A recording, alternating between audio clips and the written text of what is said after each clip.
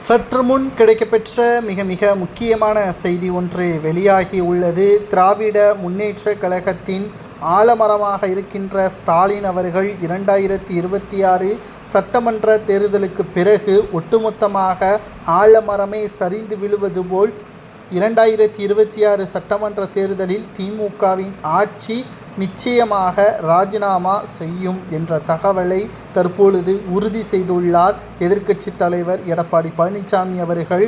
அதிமுக கூட்டணி நிச்சயமாக இன்னும் வலுப்பெறும் என்றும், கடைசியாக நம்பிக்கை தற்பொழுது தமிழக வெற்றி கழகத்துடன் பேச்சுவார்த்தை நடத்தப்பட்டு வருகிறது.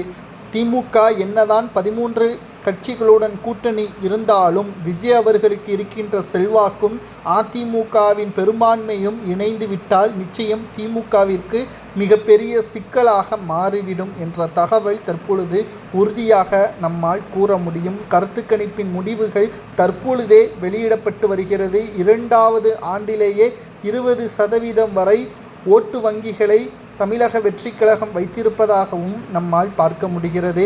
குறிப்பாக விஜய் அவர்கள் அதிமுகவையும் திமுகவையும் எதிர்க்கவில்லை.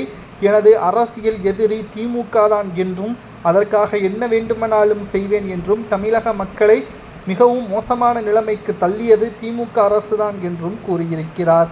இதனால் 2026 சட்டமன்ற தேர்தலில் திமுகவின் ஆலமரமாக இருக்கின்ற ஸ்டாலின் அவர்கள் ராஜினாமா கடிதத்தை ஆளுநரிடம் கொடுப்பார் என்று எடப்பாடி கூறுவதை நாம் ஏற்றுக்கொள்ளலாமா, அல்லது 2வது முறை வரலாற்று சாதனையாக 2வதாக தொடர்ச்சியாக திமுக ஆட்சியை அமைக்குமா என்பதை உங்களது கருத்துக்களை கமெண்ட் வாயிலாக கூறுங்கள். அது மட்டுமல்ல, திமுகவின் அமைச்சர்கள் மீது பல வழக்குகளும் நிலுவையில் இருக்கிறது.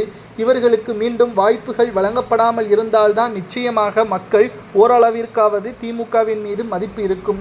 மீண்டும் செந்தில் பாலாஜிக்கோ துரைமுருகனுக்கோ கிட்டத்தட்ட இருக்கின்ற 14 அமைச்சர்கள் மீதும் வழக்குகள் இருப்பதால் மிக முக்கியமான 14 அமைச்சர்களுக்கு வாய்ப்புகள் வழங்கப்படாமல் இருப்பதுதான் திமுகவிற்கு வெற்றி வாய்ப்பை உறுதி செய்யும்.